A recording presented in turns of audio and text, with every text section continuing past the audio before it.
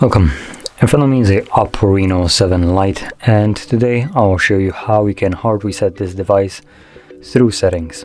So to get started, open up settings, scroll all the way down to system settings, then scroll down, second last option, backup and reset, and in here you want to select reset phone. Then tap on erase all data, do that 2 more times, and this will begin a factory reset of your device. Now the process will take a couple minutes to finish up, and once it's completed, we will be presented with Android setup screen. So I'll be back once that is visible.